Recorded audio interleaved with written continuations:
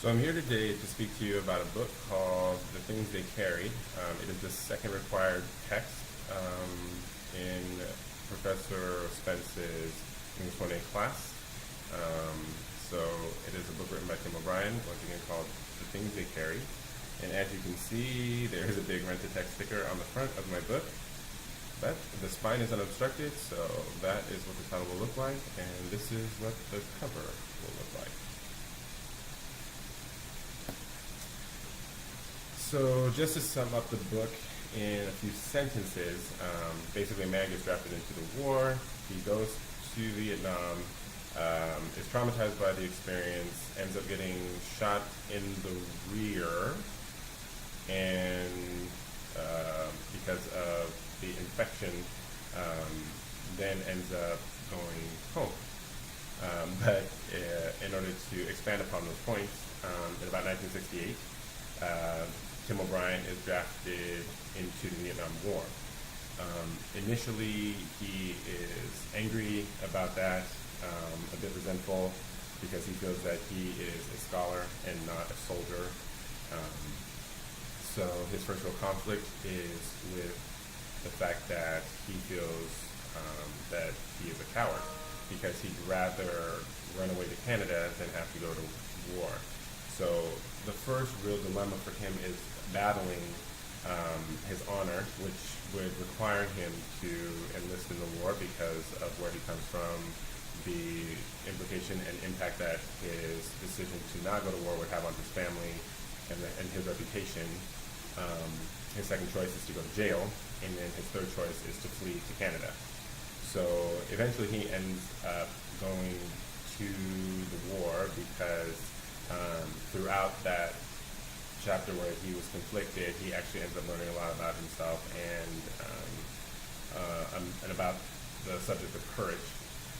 He learns that people will actually do brave things, and the motivation behind them isn't necessarily bravery, but to avoid embarrassment or shame. Then once he gets there, he immediately starts describing all of the weaponry and the heaviness of all the metal and everything that they had to carry that they felt was a necessity to survive. But the constant comparison was to the weight of the emotional baggage that they also carried around, which was heavier than the weaponry itself. So he continues to talk about the war and the environment of Vietnam and being in the jungle, and especially the rain and how the rain was constant. It just seemed like it always rained all the time, and that really lowered the morale of everyone, especially in his platoon. And then while reflecting, he realizes that a lot of his experience in Vietnam has basically been reduced to a bunch of short stories, and his stories tend to put a spin on the war. It makes it seem, he made it seem less real, or at least the stories that were told by his platoon made the war seem less real, and it tended to hide a lot of their vulnerabilities. It tended to hide a lot of the emotions that they were feeling, be it positive or negative. So ranging from anger, fear, hate, love, pride. They tended to hide behind a lot of coarse language, a lot of tough antics and things that you would typically see like in a fraternity. And it just was a way for them to escape, and in order for them to be able to make the war seem less real, and it would sort of trivialize their involvement in it. Another thing that seemed to emerge was everyone that would survive a shootout seemed to feel some sort of guilt that they were surviving, and that their other platoon mates or brothers would have died or have been killed. And they constantly asked the question of why they were there, what was the war all for, And this was constant as they went from place to place, village to village.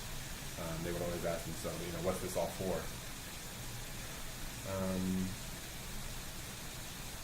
Also, another thing was that it seemed everyone that was involved in the war seemed to emerge from it forever transformed by it. There was one chapter in particular, Sweetheart of the Song Trabong, I believe, where Marianne came to visit her boyfriend, ended up going to visit some guerrillas and going out on a patrol one night and decided that she wanted to enlist. And then she came back and discovered that she loved the thrill of the hunt. She also enjoyed the specter of combat, and I believe one night she just disappeared into the jungle, and it's unclear whether she died or whether she just was captured by the enemy or just became part of the more primitive aspect of the jungle. So there are stories like this that continue throughout the book, and one sad one in particular, I believe, was Norman Boker. He returns home from the war, and he spends his time driving around in circles around this lake or this body of water, and he begins to realize that he doesn't know how to re-assimilate himself into the place that he left, and so he writes a letter to Tim O'Brien, the author, and eventually ends up killing himself because he just doesn't know how to deal with everything that he witnessed and took part of in the war.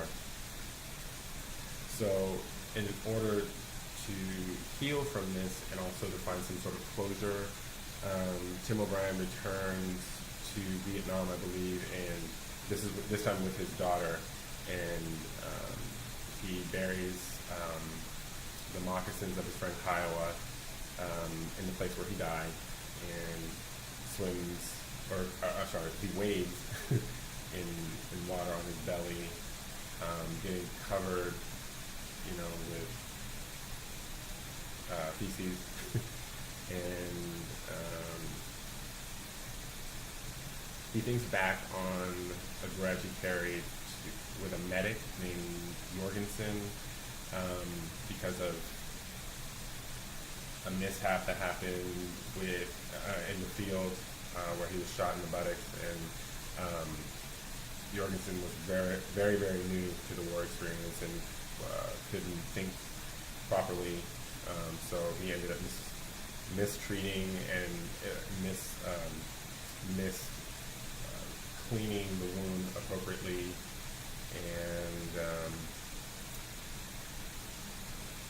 ends up trying to get, and O'Brien ends up trying to get even with Jorgensen because O'Brien feels anger towards him because of the camaraderie that he lost by being transported to a medical facility. However, through the course of getting even with him, O'Brien realizes that sometimes the burdens of the dead are too heavy to carry around, and somehow by writing a story, it can briefly bring that person back to life. And stories are basically methods for releasing, the burdens and dealing with the hurt of the past. And that's pretty much how I read the book and the themes that I understood. So the protagonist, I guess, would be O'Brien. The antagonist would be the conflict that is man and war and man versus man.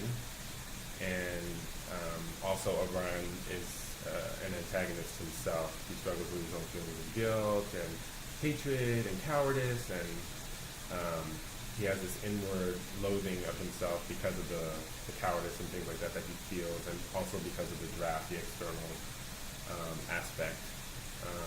And throughout the book, he struggles to understand why he lives through the war while so many around him die. that pretty much is a summary of the things they carried. I'm pretty sure I missed some aspects of it, but that is an overall picture of how